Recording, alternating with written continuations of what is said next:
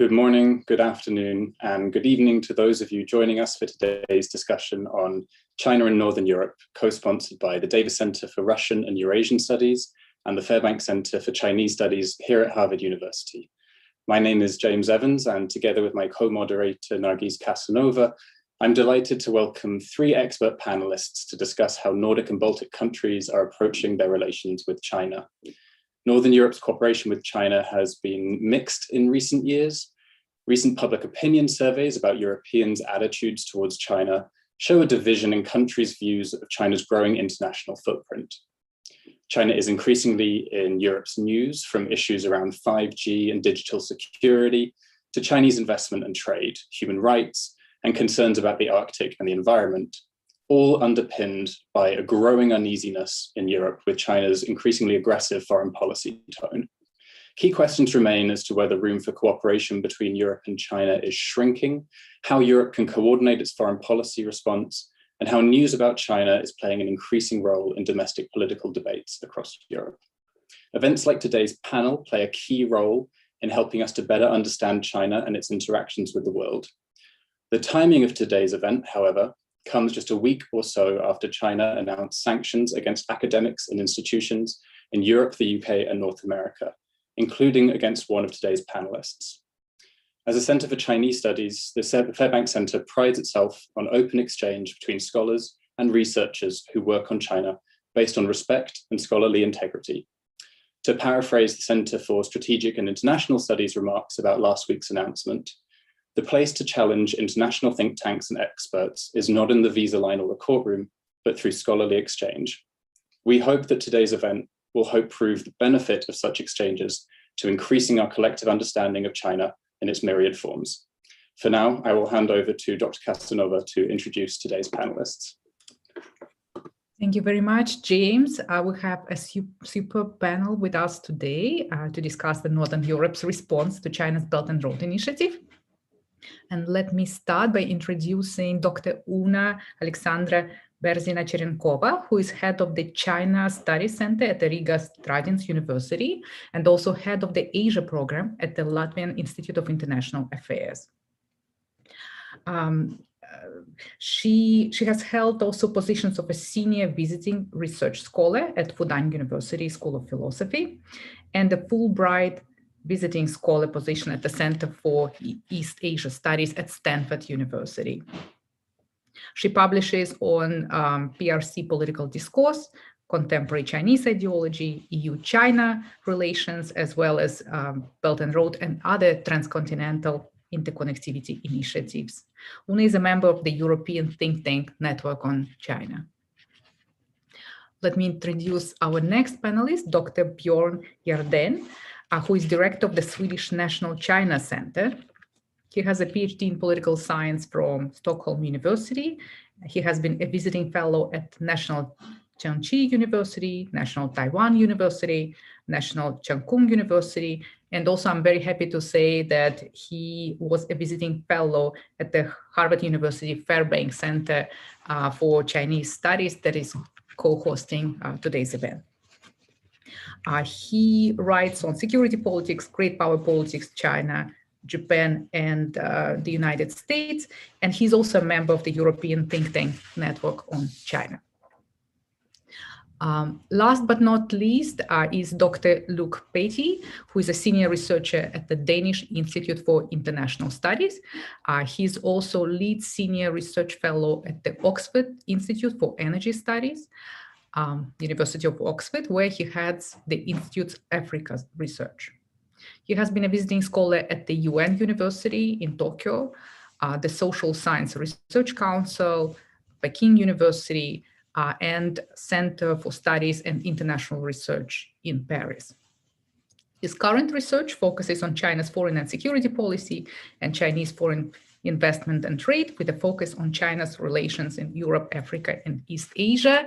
And I should be amiss not to note his new book, How China Loses, the Pushback Against Chinese Global Ambitions, that has just been published, isn't it, this year by Oxford University Press. So without further ado, let's move to the discussion. And I want to start with you, Una. And could you tell us what's been happening in the Baltic states? What do we see? What changes do we see in perceptions, in expectations from the BRI? You know, the factors that shape the Baltic states' responses and approaches to the BRI. Una, the floor is yours. Thank you, dear Nargis. It's an honor and a pleasure to be here today. And let me start my countdown clock. Let me just start by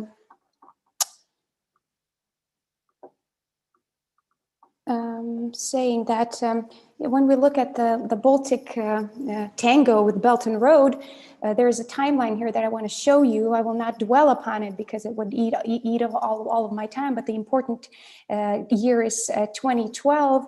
That was way before the Baltics signed the Belt and Road Memorandum of Understanding, but that is when the Baltics joined Chinese initiative for Central and Eastern Europe, grudgingly, but yet with hopes for economic benefits. The Belt and Road Memorandum was not signed until 2016, but all the countries that were included in the 16+1 cooperation were also kind of overlapping with Belt and Road. So you can say that there's a murky connection here.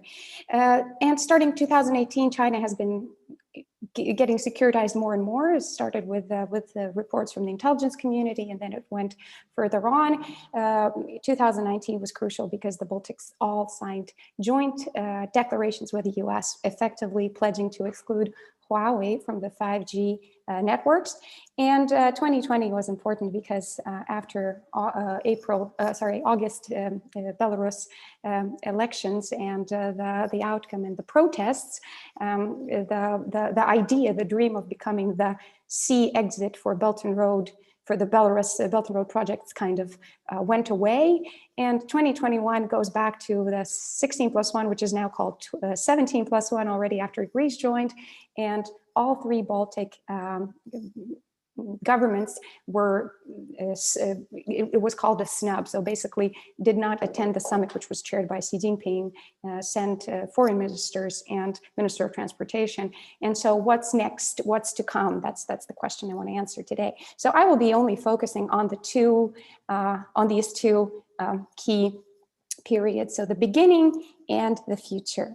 So when the Baltics started thinking about joining China's new creative multilateral initiatives, the rationale was the situation that we were facing here in Latvia, Lithuania, and Estonia alike was A, Russia's transit was decreasing, and that was something that we've been relying on, and B, everybody seemed to have been doing business with China except us. And it seemed like, oh my God, everybody's trading with China. There's money there and we're not in that game. We're not at that table. So let me just quickly show you, this is from the Latvian Ministry of Transportation. So you see that the railroad transit had been stagnating and falling even starting from 2012. And the ports, well, you see there is some fluctuation here, but basically this is stagnation. This is what stagnation looks like. And this is not good for the economy that has transit as one of its priorities. As for being late to the game and not being at the table, obviously there were no official Belt and Road maps, but whenever anyone would put together a Belt and Road outline, we were never there. It had everything. It had Southeast Asia, it had Central Asia, it had Europe, Central Europe, it had the Middle East, but it never included the Baltic states. You see here would be where they would be positioned. So back to the Baltic rationale, those were the realities we were faced with. But we also saw that there were opportunities here for our export. That was the big hope, attracting some Chinese investment and also, like I said, transit. Now, the advantages that the Baltics presented themselves to have, first of all, were the Central Asia links and expertise. And that's why I'm so happy that we're having this seminar and we're finally bringing together two sides of this continent and we're linking and we're acknowledging the importance of Central Asia in this, because this was one of the key arguments saying the Baltics had been historically historically within the EU framework and beyond have been advocating for more involved and engaged Central Asia policy, due to our shared histories of the Soviet period and also due to many links up to this day. Now, second of all, the second advantage that the Baltics argued they had was this Belarus experience, right? The fact that the Belarus is just there and Belarus is crucial to Belt and Road. So let us see what can be done here. So the geography basically here. Now, for the risks, and I want to be very clear here that the Baltics from the get-go were very clear about the risks. Being late to the game has its advantages. You saw that there was some questionable business logic, problems with transparency. So basically, why would China want this if the Baltics had been referred by Chinese think tankers to be the Baltic cul-de-sac? So second of all, the problems with the investment and the transparency. Then the fact that even if you succeed, you become overly dependent, and we all know what the Australian example and beyond that. Now, the value argument was also present in the public discourse. I would not say it was dominant, but it was certainly always there, and it has been picking up pace since 2019. And of course, geopolitics, with the US being the primary guarantor of our national sovereignties, and NATO and being at the cornerstone of our security policy, geopolitics mattered. Now, and so the main question was, could we be resilient enough with all these problems, opportunities, advantages, and risks in mind to benefit, to find a way to benefit from China's Belt and Road and China in general? And I want to argue that yes, we haven't really benefited much, but we have stayed resilient, and I want to present my argument along 3 lines. So we know that the 3 deadly sins of Belt and Road are, first of all, strains on democracy, second of all, Chinese values, and especially after Xi Jinping has started with his positive value agenda, we see that that's been the issue. And third of all, obviously, debts, infrastructure loans. Now, and I want to, and the question that we ask here, if these 3 are the same along the Belt and Road, then what can be the decisive factor, and does local agency matter? And I argue that it really does. So what happened in the Baltic case is that it presented systemic resilience as the response to the strains on democracy sin of Belt and Road.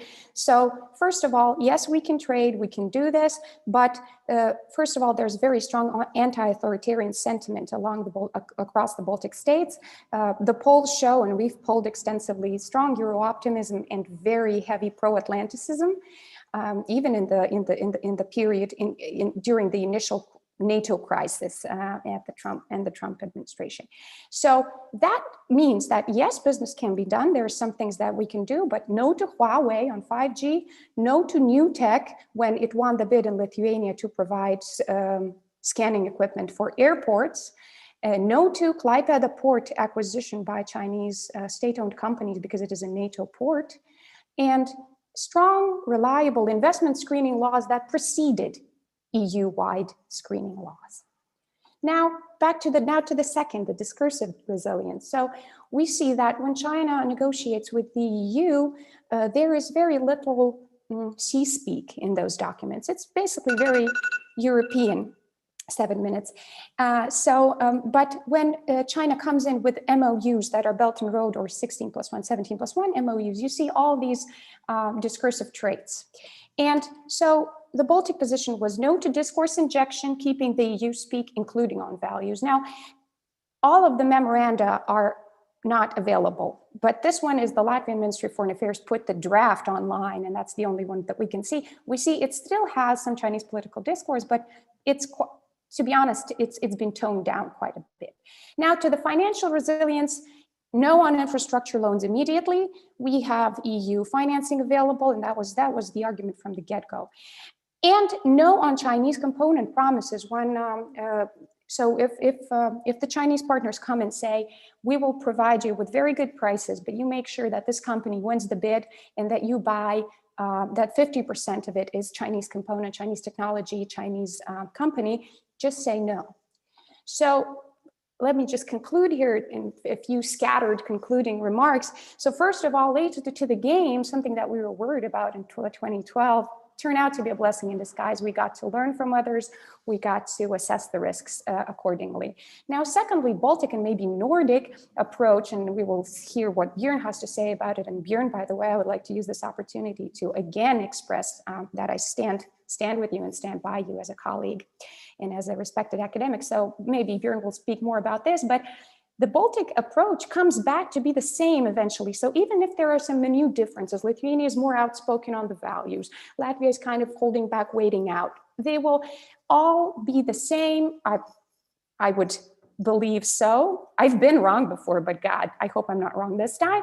So because of both national and international factors. Third of all, I believe that resilience to Belt and Road is rooted in local agencies.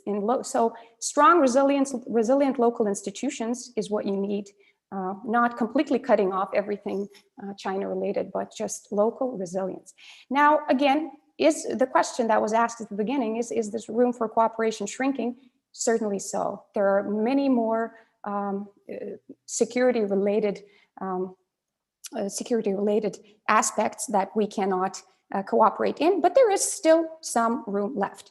Now, Eurasian connectivity still matters to the Baltics. We have not given up on this, but it just doesn't, the Belt and Road turned out to have its problems, but we still hope for the EU outlook on connectivity. We want to participate in all of these competing ideas because Eurasian connectivity is important for us, even the Japanese and the Indian outlooks, right? And the concluding point here is that Central Asia still matters and will always matter for Baltic policies in this context. Thank you very much. Looking forward to your questions and comments. Thank you so much, Una, and special thanks for the last point that you made regarding the importance of Central Asia. Let's move to Björn. Björn, what's the Nordic approach to the BRI? Have we seen any changes or continuities in the approaches? So yeah, the floor is yours. Thank you so much. And I do indeed see some similarities with the situation in the Baltic countries, our neighbors to the east. But first of all, let me say that it's great to be back at Harvard. As James mentioned earlier, I was a visiting fellow at Fairbanks Center 5 years ago. I had a wonderful time. It was a very important experience for me personally. So I'm very happy to be back with the Harvard community. I won't talk that much about BRI, partly because it hasn't really been that central in the relations between China and the Nordic countries in recent years. But if we take the overall look at the Nordic countries' relations with China, what's in these relationships for China? Obviously, the Nordic countries are not great powers. We are not at the same level of importance as big European countries such as France and Germany, but I still think this region matters and has mattered for some years to China. First of all, the Nordic countries are rich countries with open economies, open to trade and investment. The Nordic countries are innovative. If we look at the Global Innovation Index, for example, Sweden ranks number 2, Denmark number 6, Finland number 7. So there's much there to learn for China when it comes to developing the Chinese economy. The Nordic countries have developed social models, social welfare states. That is also something that the Chinese have been looking at. And all the Nordic countries rank very high on the Human Development Index, for example. Also, environmental protection is something that has been of interest to the Chinese for quite some time. So the Nordic brands are quite strong in China. And we have evidence of this from opinion polls as well. Chinese, to the extent that they know about the Nordic countries, have quite positive views of these countries. And of course, also the Arctic factor is something that has been more important in recent years as China's interest in the Arctic has grown. There is also a long history of relations between the Nordic countries and China. Sweden was the first non-communist European country establishing relations with China in May 1950, and Denmark followed closely thereafter, and then Finland and Norway as well. So there's some history here as well. However, if we look at relations in the last 1 or 2 decades, we can see that there's also been more conflict between China and the Nordic countries than what has been normal in China-Europe relations. And much of this conflict has revolved around values, as Una also mentioned. And human rights has an important role in the foreign policy of the Nordic countries. It's part of the self-image to stand up for human rights around the world. And this has clashed at a number of instances with China's priority to protect what it calls its core interests. And China's core interests are basically matters that concern central priorities of the state, such as Tibet, Taiwan, Xinjiang, the continuation of one-party rule and so on. And this has led to conflict between China and Denmark, China and Norway, and China and Sweden in the last couple of decades. If we start with Denmark, after the Tiananmen massacre in 1989, Denmark was one of the most active countries in criticizing China's government for this. And was also one of the countries that waited the longest with normalizing relations. In 1997, Denmark also took the initiative to sponsor a China critical resolution in what was then called the UN Commission on Human Rights. And if we move forward a bit, in 2009, Denmark's newly appointed prime minister received the Dalai Lama. And this, of course, led to a lot of Chinese criticism. In Norway as well, the Norwegian Nobel Committee, which is independent from the Norwegian government, awarded Dalai Lama as well the Nobel Peace Prize in 1989. It led to very strong Chinese criticism. Then again in 2010, a Chinese dissident, Liu Xiaobo, was also awarded the same prize, and that led to an even stronger Chinese reaction. And China basically froze political relations for around 6 years. In Sweden, 2015, a Swedish citizen, Wei Minhai, who was active as a writer and bookseller in Hong Kong, was kidnapped from his holiday home in Thailand and has since been detained in China.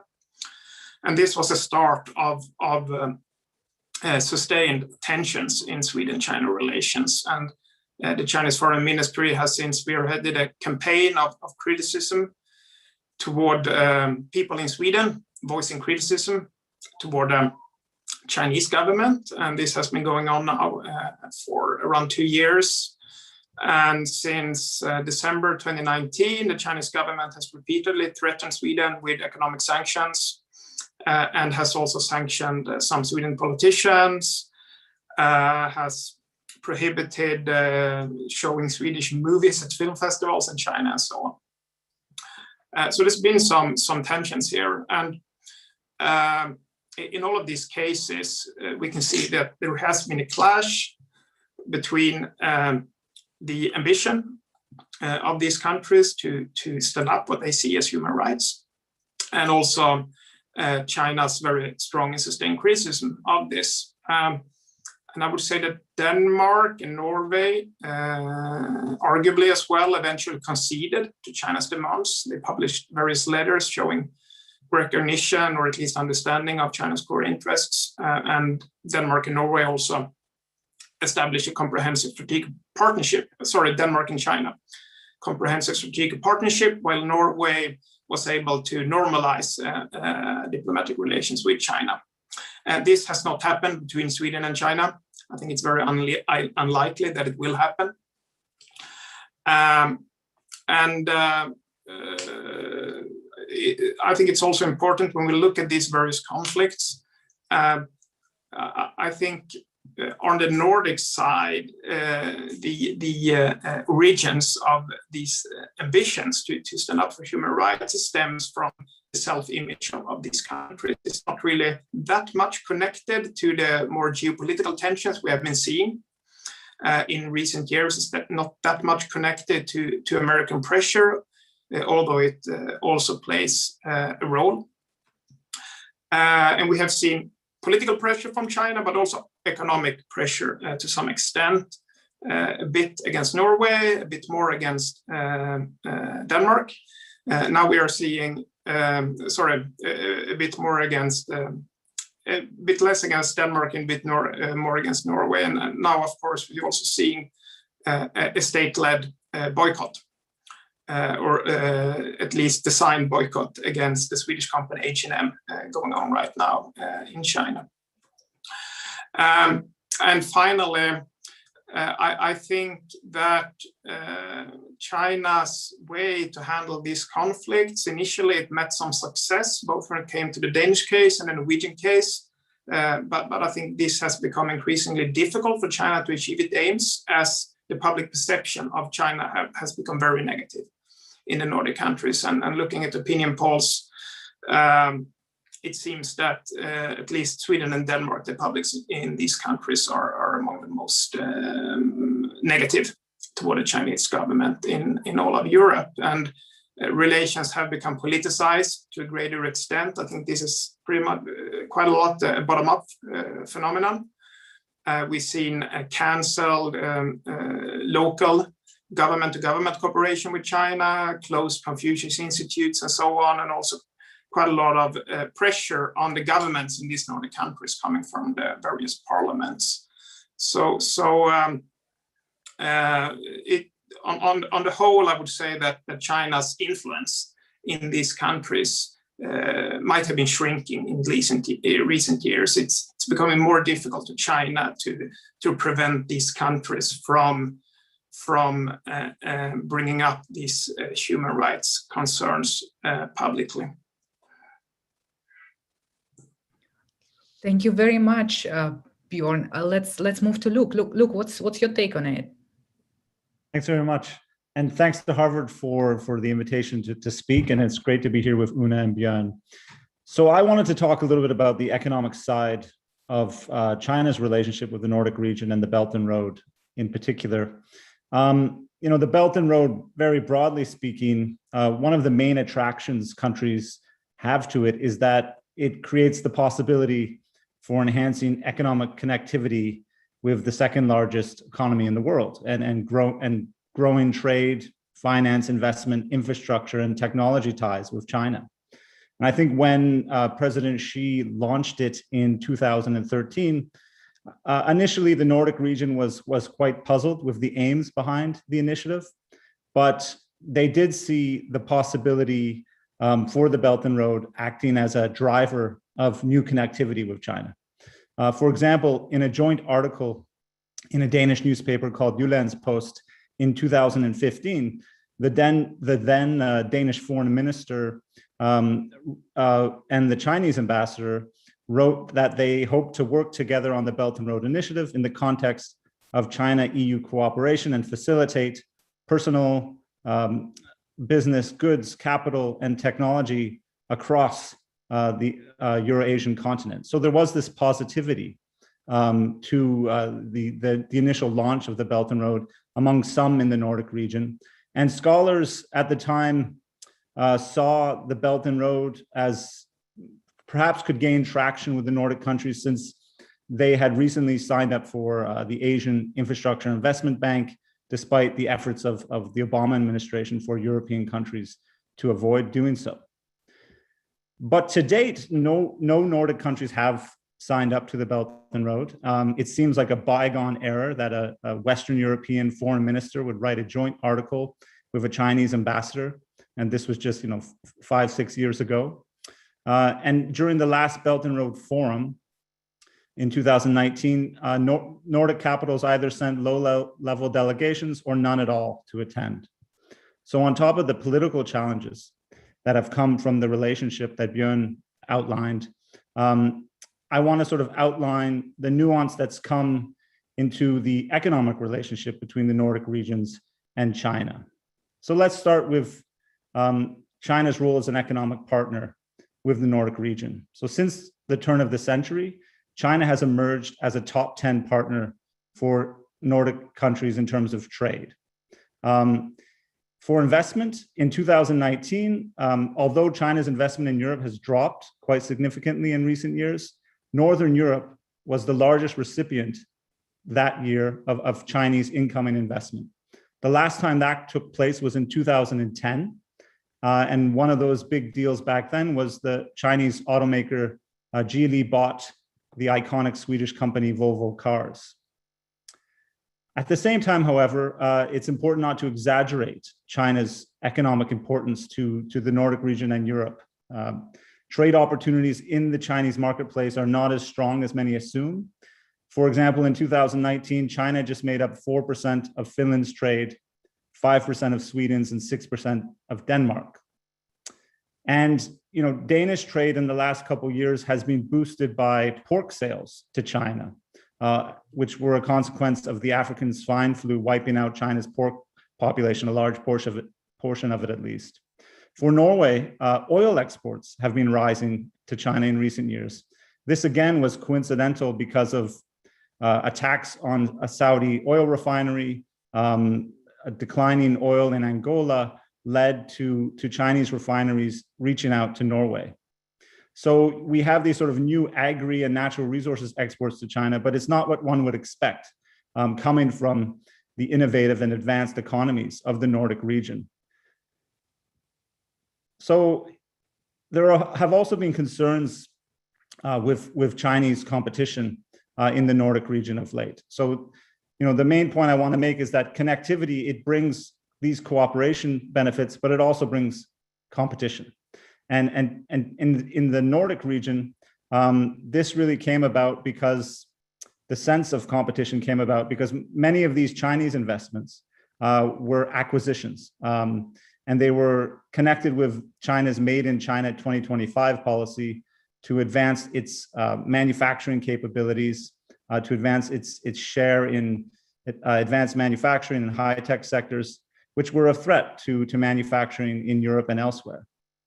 So because for the last 10 years, much of the Chinese investment in the EU, 95% of it has been targeted towards acquisitions. This, of course, created some concern in the Nordic region and throughout Europe. This was reinforced by the fact that investing in China was still very difficult to do, and still is. Investment restrictions in China are 4 times higher than the OECD average. So there remains a lack of market reciprocity between Chinese investments in the EU and EU investments in China. And so Nordic companies, Nordic CEOs are starting to realize that Chinese competition is rising, not only within China, but also in their own home region in the EU, but also in third markets. So you can think of Huawei in telecoms for Ericsson and Nokia, and you can think of Costco shipping for the Danish shipper Maersk. Of course, the EU-China investment deal, if it's ratified, if it's implemented, if it's properly enforced, may alleviate some of these concerns. But the market access that may open up from this agreement is not as extensive as hoped. So for these reasons, the Nordic countries really shifted their view or had a more nuanced view of economic engagement with China. These countries were once defenders of open markets, and this new view of China really created some caution in their sentiment. And this led the 5 Nordic countries to meet in late 2018 to discuss how they could increase scrutiny of foreign investments, largely with China on their mind.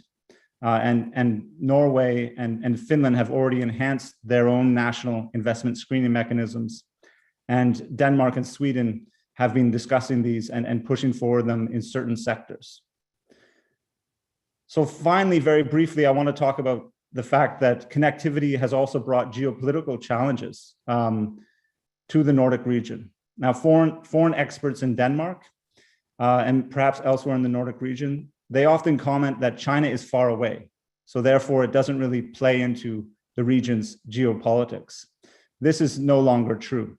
We see this because under President Trump, for example, the US applied pressure on Denmark to prevent Chinese infrastructure, finance, and investments in Greenland. We see the Danish and Swedish defense intelligence services raising their concern of dual civilian military use of Chinese infrastructure in the Arctic. There are, private investors and localities in the Nordic region that still seek to attract Chinese finance and infrastructure development, particularly through the Polar Silk Road. But concerns about Chinese engagement in the Arctic region connected to the Nordic region through the capitals has grown of late.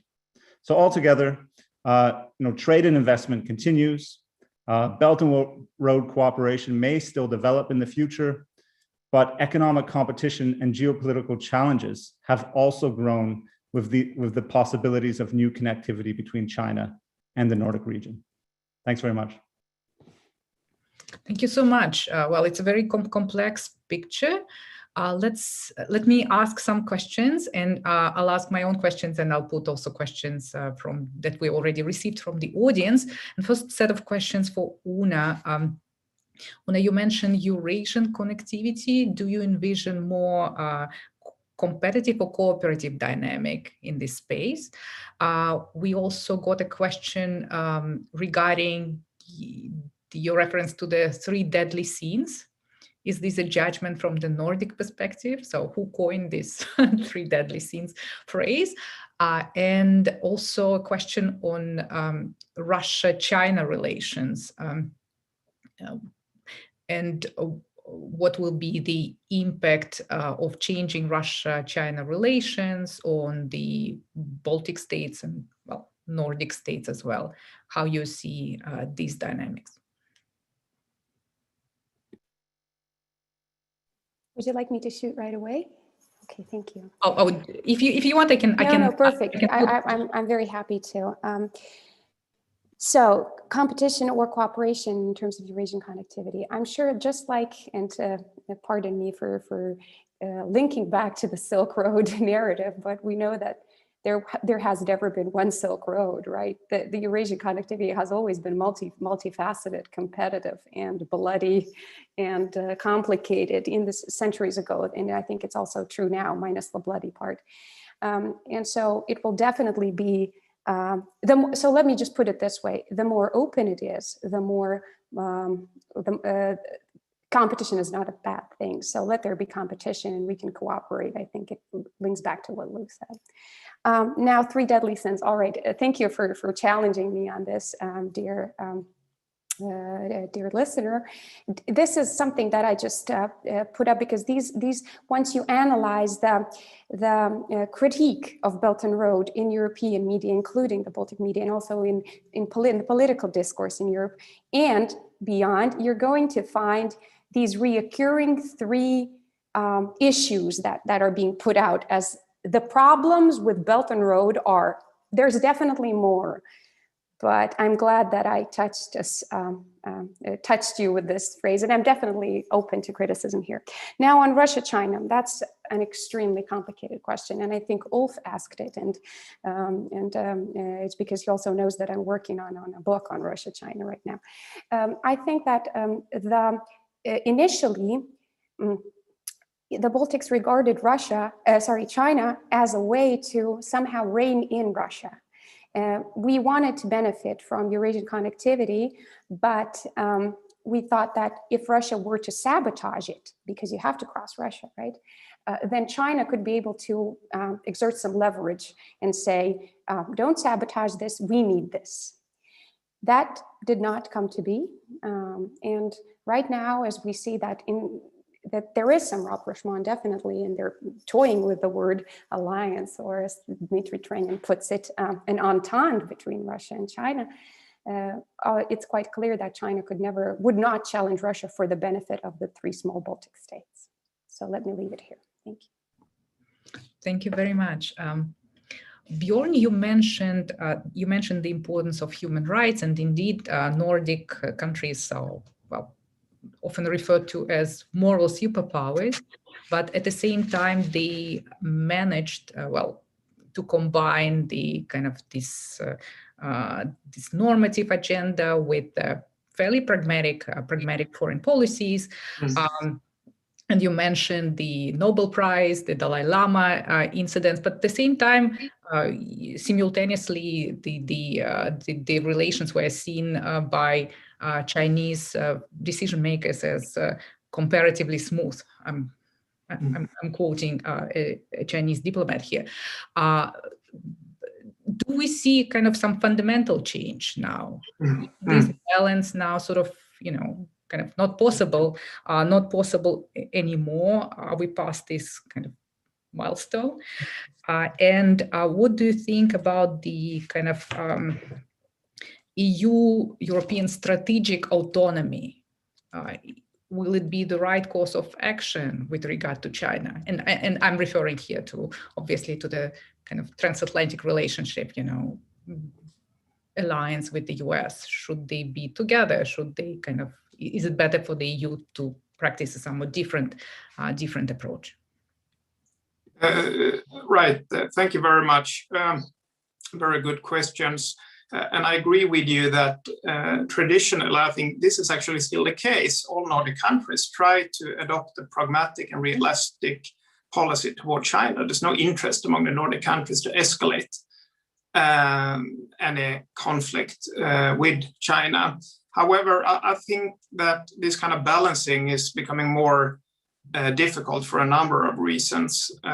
First, we are seeing China being less willing to tolerate anything that it sees as dissent.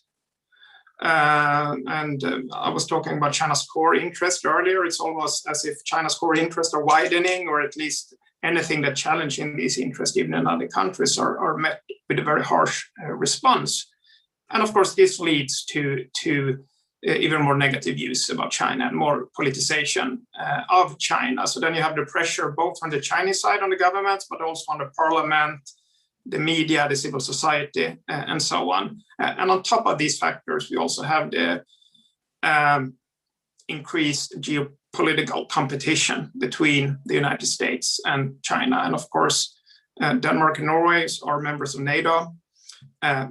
Sweden and Finland also have very close ties with the United States. So I expect the Nordic countries to continue to try to maintain some kind of balance, because these countries also still see a lot of opportunities in China. And there's no interest in decoupling wholesale from China in these countries. But I think that this balancing is going to meet maybe even more pressure in the future. And this also connects to your second question about strategic autonomy and a transatlantic alliance. And I think it's very clear in all the Nordic countries. And of course, it's only 3 of them, Norway, Denmark, Finland, and Sweden, that are EU members. But still, I think it's very clear in these countries that there's no kind of equidistance between China and the US here.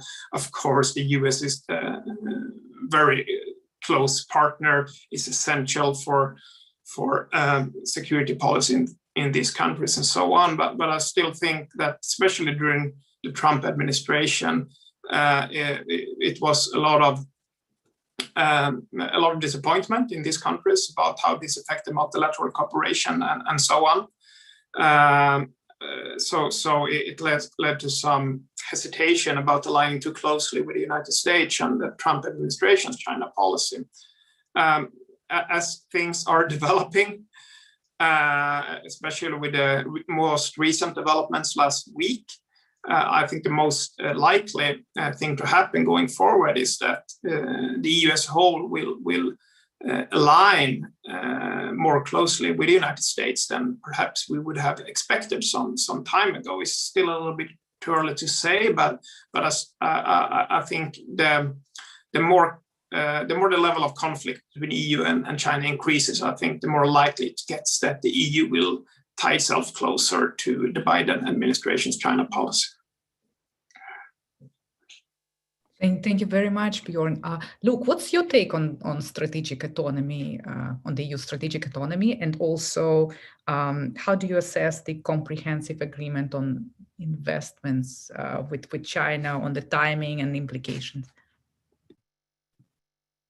I think the EU from the outset of the Biden administration wants to sort of have its hands in every pie, so to speak. They want to be able to increase their trade and investment with China, while at the same time work with the Americans and others on World Trade Organization reform, to ensure that there are fair rules across trade and investment.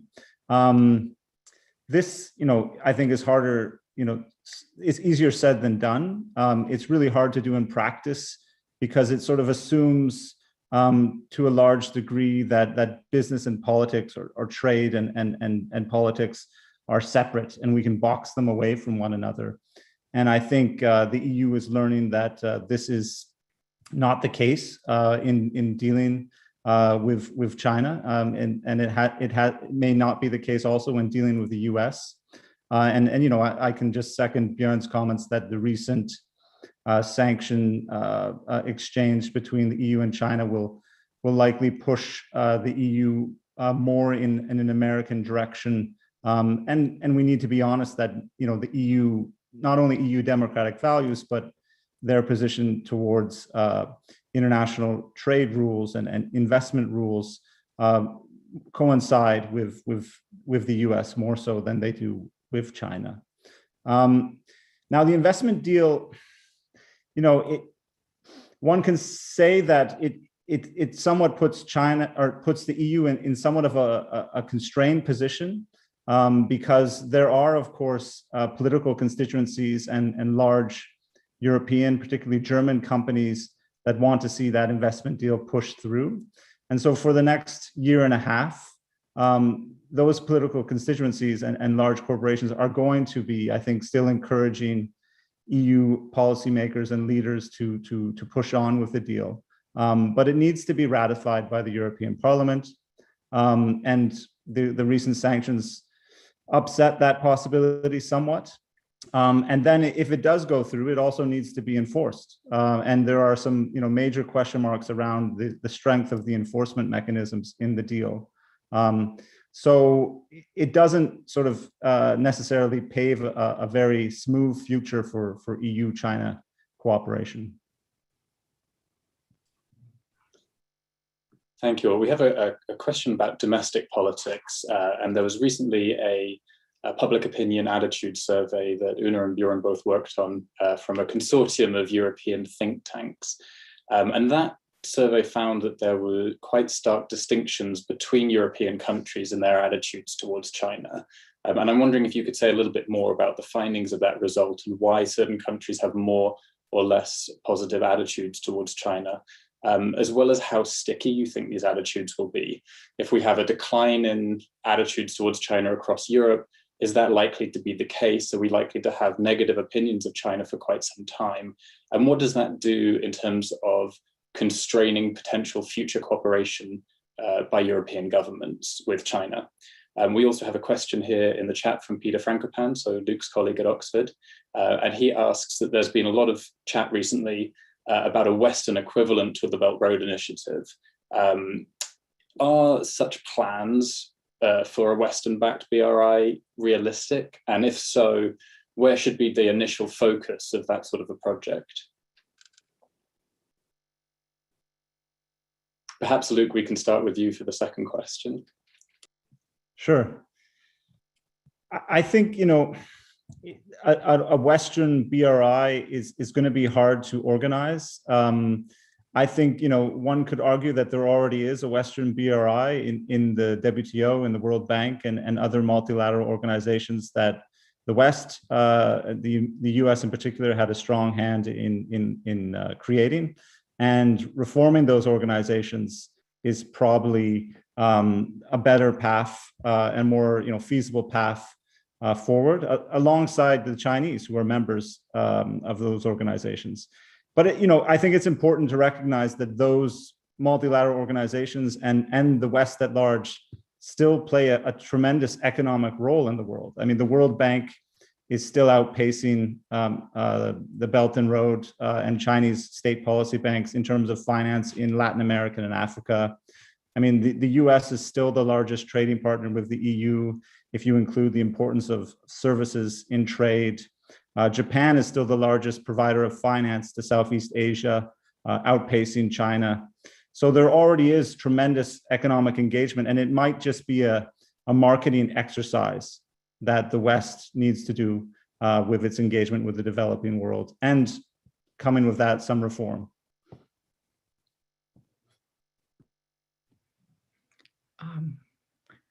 Can I ask a couple of questions, throw a couple of questions from the audience? One is from Jerker Hellstrom, and actually it was his policy brief I've been using to prepare for the event. And the question is, Sweden's Defense Research Agency in late 2019 released a survey of Chinese corporate acquisitions in the country, in which it identified 51 majority acquisitions since 2002. Are you aware of any similar research projects in the Nordics and Baltics? Do you see a need to conduct such research? That's one question. And another question, it's actually about the Baltics. What is the status of Chinese investments in Rail Baltic, the Helsinki tunnel project? Who wants to take the first one? Björn, maybe you.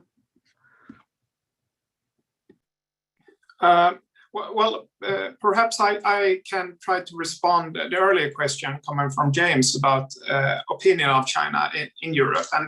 And as I mentioned earlier as well, in my country, Sweden, opinions were the worst in that survey that we did. And I believe that in Una's country, Latvia, opinions were the best or least worse, at least. So we are seeing some variation in Europe. And I think there are different explanations for that. One is that in some countries, China is more politicized in the sense that depending on which political camp you support domestically, you have different views on China. And this connects in some countries to not as much China itself, but more as it takes the role of some kind of symbolic issue. We see that quite clearly in Czechia, for example. It's sort of a symbol for how you see the West, Russia, and the place of the Czech Republic therein.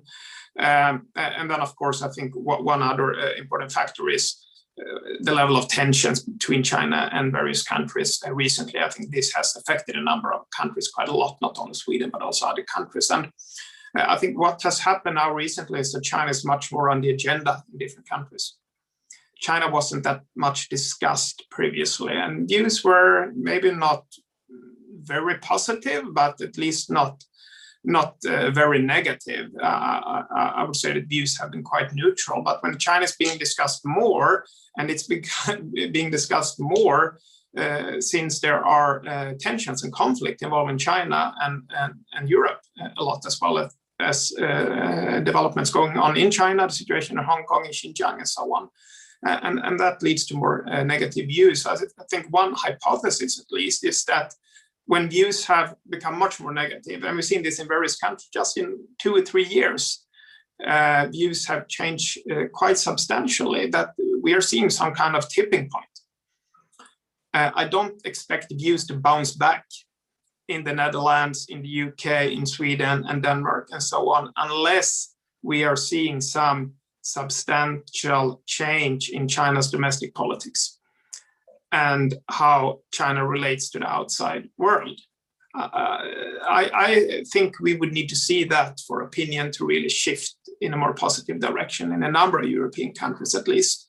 So we will see how this plays out. But my bet would be that opinions are likely to stay quite negative for the foreseeable future. And obviously, this will have big ramifications for European China policy and EU-China relations. I would gladly grab onto that and just also comment on the polling. You Björn, just said that the Latvian results were very optimistic. I would like to say absolutely. And what happened is that when it came to economy, China economy, it was quite positive, the response. Only Latvia was polled. So the question is whether Latvia is representative in terms of the Baltic states. I just handed in, like literally yesterday, an article for Foreign Policy Research Institute on that. But I would say that the public opinion right now echoes the policymakers' opinion of 2012 through 2016. So hoping against all odds, hoping against hope that there is still some money to be made in dealing with China. But when it comes to values, to security, then the opinions are also negative. So now to the Helsinki tunnel question. That's an exciting one. So Helsinki Tunnel was a project that was considered an MOU was signed with Chinese companies to dig out a tunnel that would connect Helsinki to Tallinn and would link that Rail Baltica. So this way, Helsinki could be also linked through a railroad connection and a tunnel connection to the rest of Europe. So is Helsinki, what's the situation? So as an idea, it is alive as an idea of EU connectivity, but it is dead in the murky, dark Baltic waters as an idea of Chinese component to that connectivity. This is critical. This is as critical infrastructure as they come. So I would say no to the Chinese component, most probably, absolutely. And right now also there's some research coming out on this, not by me, but as a European idea, I would take that train. I hope it comes to life. Thank you. Thank you. But what about the question about the whether there are any research projects similar to what Sweden's Defense Research Agency, FOI, did? Survey of Chinese corporate acquisitions in the country. Is anybody aware? In the Baltic region, the amount is so low that it basically is below the radar. We did a survey of acquisitions, and we realized that there are only 3 that are over 1 million euro, and it's not a majority stake, or it's just kind of low tech, such as in timber manufacturing, these kinds of things. But definitely, I echo that there is a need to conduct monitoring on this. Absolutely. Mm-hmm.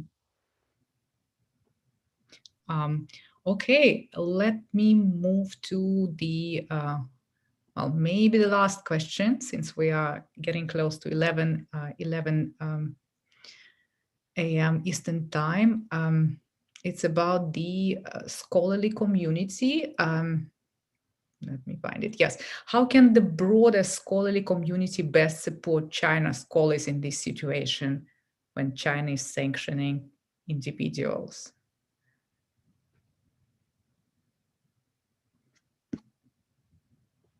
Perhaps I can try to start saying something about that, since I was also included in these most recent sanctions.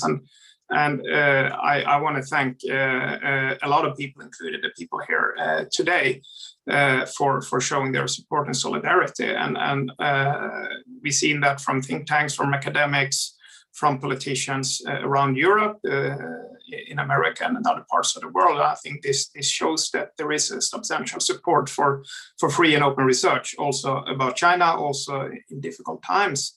I think one thing to do for individual scholars is to be aware of attempts to pressure and interfere in open scholarly inquiry, and to not shy away from difficult.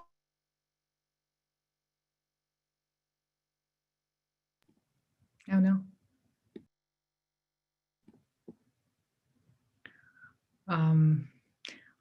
Okay, maybe. Is it my connection? No. Oh goodness. Luke, can you join? Luke, you have your hand up. So did you have a comment on this particular point?